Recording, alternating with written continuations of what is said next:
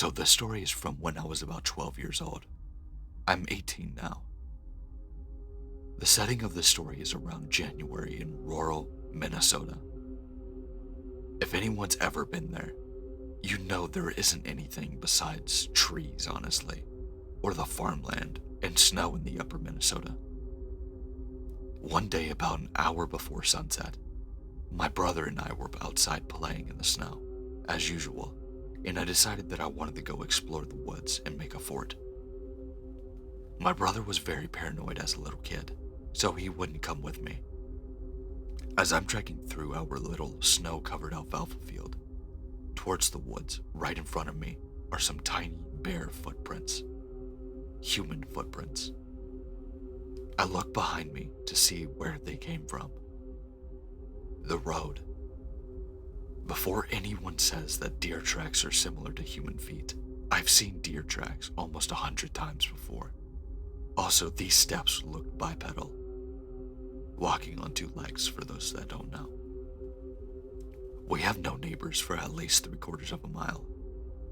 As I'm looking through these tracks, I see that they lead to the woods. I remember getting a bad feeling, but my little dumbass decided that I would follow them anyway. No joke, I followed those footprints for at least 1/4 of a mile into the woods. I started feeling sick as I saw the footprints cross the barbed wire without a sign of struggle and straight into the big brush of what I assumed someone dumped there at some point. Was there something that was leading me there? I didn't want to know. I look at the big brush pile one more time to see that kid's footprints, never leaving that brush. I ran all the way back home and I felt like I was being watched. Thinking back on it, I wish I explored that brush pile, but at the same time, who knows what I would have found. Thanks for reading my story.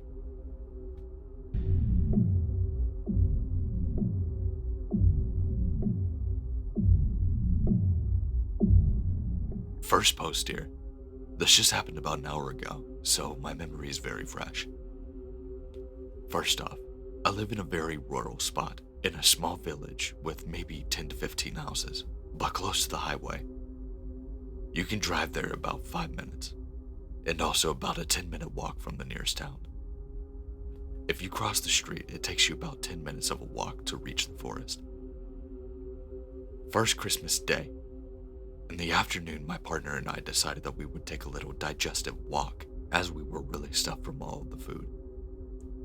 It was about 1700 and already dark when we left, and we had a big bright LED flashlight with us.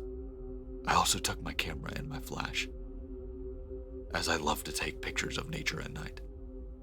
We decided to walk down the little country road towards the forest, then turn right, following a small gravel cycle track close to the forest border, which connects our village to the next one, which is maybe a 15 to 20-minute walk. In the middle of the part of the track, you have to walk through a small bit of forest. It's rather dark and the trees are very high and quite dense. When we entered, I saw the flashlight reflecting something and recognized that it was a car being parked in the middle of the track, close to the trees. This kind of struck me as odd, as cars are not allowed to drive on this track. It's a very narrow place and it's very hidden, so I was a bit cautious of this. My partner pointed that the light inside of the car was on and it seemed to be empty. I also noticed that the windows were frozen over, so it must have been parked there for a while. A bit in front of the car, I spotted a tree with an intriguing structure in front of it, and I asked my partner to point the flashlight towards it so I can focus better on the photography and get it with my flash. After I took a few images, my partner told me, there is someone standing behind us in the middle of the road. He's looking at us. Nobody was following us the whole way. I kept looking around and behind us occasionally, because at this time in the evening and close to the border of the forest, there are boars sometimes, and mating season as well. So they are more aggressive than usual. But lo and behold, indeed there was a man standing behind us. staying out of the flashlight's range. He wasn't saying anything, just standing there and facing us. At first I thought he might have been startled, as it may be a little bit weird that somebody's out here taking pictures around his car. It wasn't even legal to drive on this path of the car, so I decided that I would get up and confront him from this distance away, explaining to him that I was taking photos of the tree. He didn't react and still just stood there. I then went on to ask him if he needed some light or any help or anything, and he replied that wasn't necessary. It was odd, but I was still calm. Nonetheless, but my partner decided to just get the fuck out of there and followed the path leading to the next village. It was maybe about 5 to 7 minutes away until we reached it. I remembered the letters on his license plate, not the numbers though, unfortunately, and Googled it, and turned out that he was from a city about 6 hours away from our village. Mind you, the country I live in is a very strict lockdown right now, so you were only allowed to travel, even by car, if you have very urgent reasons. After we reached the first lantern of the next village, we looked back and observed the car driving a bit out of the forest, turning around and going back inside. I was able to see that he was parked there again and turned the lights off. He didn't leave the forest. We then went home on a much longer way than initially intended, as I didn't want to go back there for obvious reasons. Our flashlight battery had died on the way, and my phone battery was low, so I didn't want to call the police back then, but I called them as soon as I arrived home and gave them all of the details. Big regret that I didn't memorize the whole license plate, but it was just so surprising that I seriously didn't think about it. Also, it only occurred to me as really strange when I thought about the frozen windows, plus him having no light and not responding. He did seem to be sneaking up on us when I sat down and took that photo. I think I was very lucky that I had my partner, the camera, and a bright light with me. I don't want to imagine what could have possibly happened if I was alone. So creepy guy, sneaking around in the forest. Let's not meet. Edit. When I told my housemate, she theorized that he was out there spying on other houses, very close to the forest border, as you could easily see in the backyards without even being seen. I had the thought of photographing that car when I entered the forest, but somehow I felt unwell and I didn't decide on doing it because I had a gut feeling, despite it being an interesting scene. In hindsight, I believe this saved me, as he must have been hidden behind the trees close to the car in the forest entrance. If he was really planning on a burglary or worse, dumping a body or something, I think it's not likely he may have attacked me if he realized I had potential photos of his car and recognized his license plate.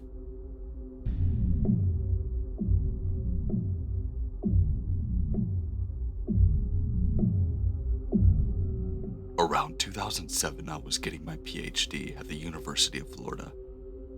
I'm a 30-ish female. I lived in Gainesville in a condo that I owned myself. I had a friend who was walking across the United States. We'll call him Captain. Well, Captain decided to spend the winter at my house, so we got a mutual friend to drive him from Alabama, where he had last stopped walking, to my house in Gainesville. We had a pleasant Thanksgiving, and then Captain just kind of chilled at my house for the next several months.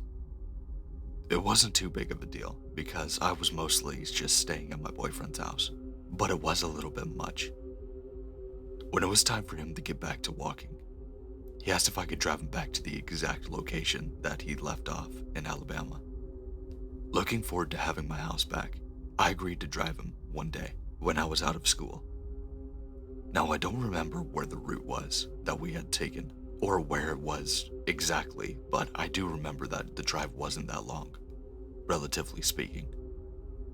It seems like it should have been, but I guess it was only about 5 to 6 hours one way. I dropped him off early in the evening, and then I headed back for Florida. This meant I was driving at night, by myself, in an unknown part of the country. Conveniently, the GPS technology that we had at the time gave me this extremely backwards route back to Florida. To get where we dropped off Captain, we stayed on the freeway for most of the time, and then it was 10 miles off of the freeway. Well, Google Maps or whatever this app was decided to run a faster way, which was taking me all over these back roads all through the Alabama backcountry. Serious Deliverance vibes. So, I'm already a little freaked out, and occasionally checking in on my boyfriend to let him know where I am. I've driven at night tons, but my history with respect for strangers has made me hypervigilant. At some point, I became aware that there was a car behind me. I didn't assume that anything weird was happening until the car stayed with me for several miles. Again, I just shoved it off and just kept on driving. But because I was paying attention to this car behind me, I didn't notice when I pulled through some small town that I was taking a left at the wrong intersection. There were two intersections very close together, and I was accidentally in the left lane to turn left at the intersection before the one that I was supposed to turn at. No biggie, I figured. It's like 2 in the morning, so when the first light changed, I drove straight through the intersection and took a left at the next intersection. The car behind me did the same exact thing. I realized that at this point, I was definitely being followed. I immediately called my boyfriend and asked him if he could look up a non-emergency police number for that area code. I tried to give him the nearest location, but like any dude who has never been a victim to any kind of assault, he thought I was overreacting. He was in the middle of something, and therefore he didn't look up this number for me. In retrospect, I should have absolutely just called 911, but I didn't want to make a big deal out of it. Just something that could have been nothing. But that nothing was quickly becoming something indeed, because I'd been all over these back roads of Alabama without a gas station, and my car definitely needed gas. That meant I would have to exit the vehicle at a gas station that was probably not well manned at this time of night, by myself, and I low-key was freaking out. It didn't help that I couldn't see the driver of the car behind me. It was dark and the car had dark tint on the windows. Also, Alabama back roads are pretty damn dark.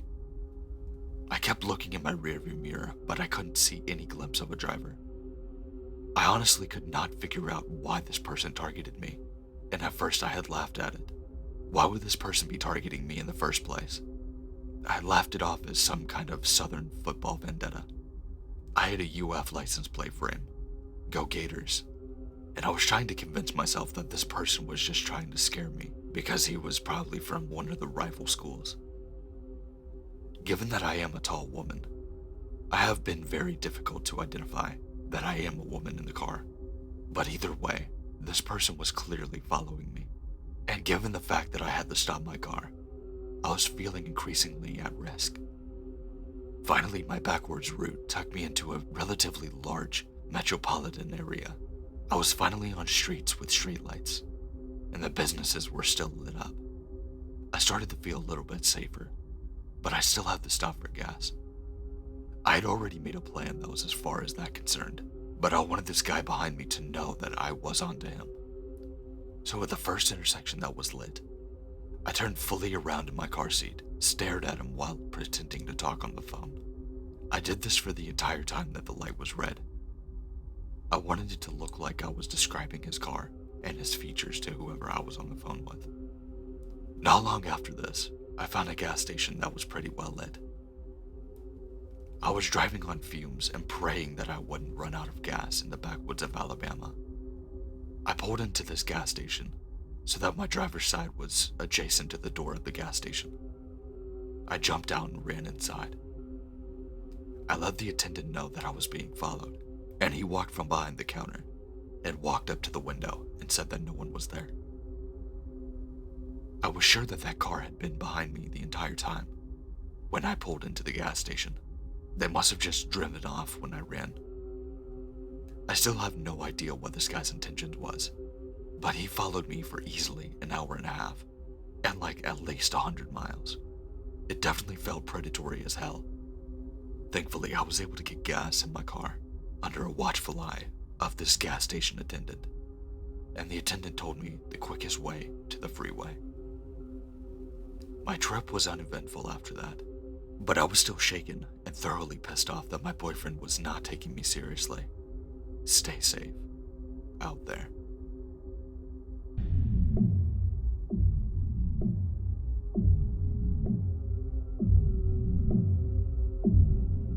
I'm still pretty jarred from this experience, but I figured it would be easier to share about it than just keep dwelling on it. A couple of days ago, someone broke into my house while I was asleep. I work night shift, so sleeping during the day is something you learn to get used to. Around 6:30 p.m., I heard what I thought was a large knocking sound coming outside, and my dogs were going absolutely ballistic. For reference, I live on a farm out of the middle of nowhere. My closest neighbor is about half a mile away. But back to the story. I somewhat wake up, but don't really think anything of it, since my neighbors like to shoot their guns, and this was during the hunting season. As I started falling back asleep, my heart started fluttering, like I knew something wasn't right. That's when I heard large footsteps that were very loud throughout the house.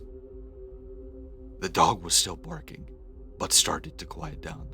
That's when I really began to worry. The footsteps stop on the other side of my bedroom door and don't move. I think this is how I'm going to die, to be honest. And although I had a weapon in my room, I knew I couldn't get it without being heard. It felt like an eternity before the steps started moving around towards my brother's room.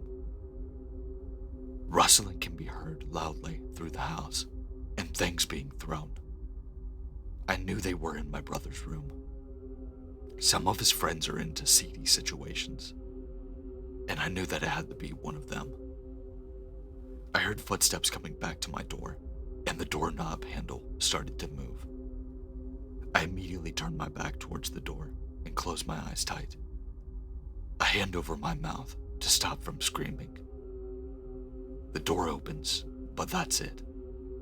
Then he leaves as a car drives down the road. I finally bucked up my courage to get out of bed. Everything in my house except for my brother's room was undisturbed.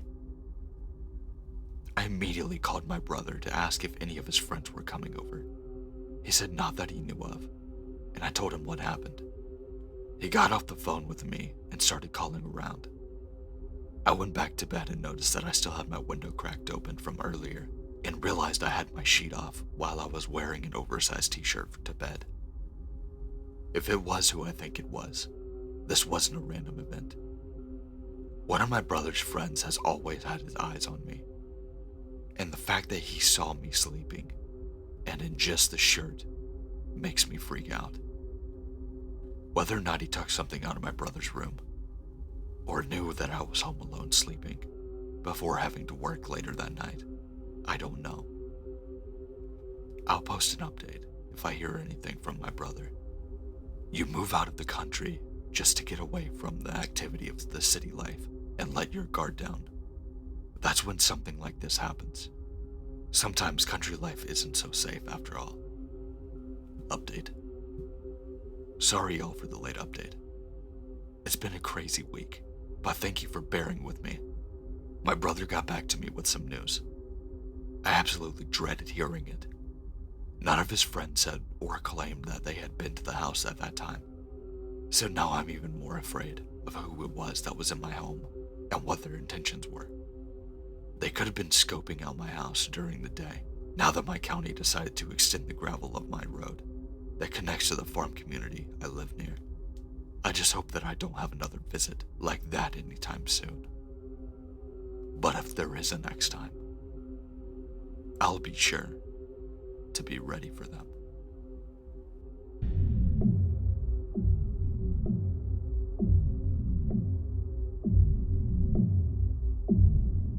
Thanks for watching. I really hope you enjoyed it.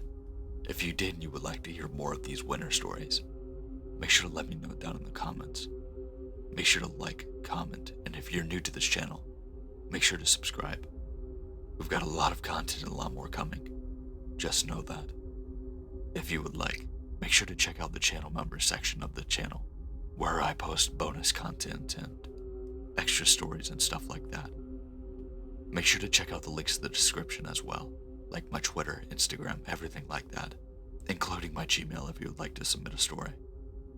But other than that, stay safe, stay scary, and I'll see you in the next one. God, I still feel sick. But the show must go on.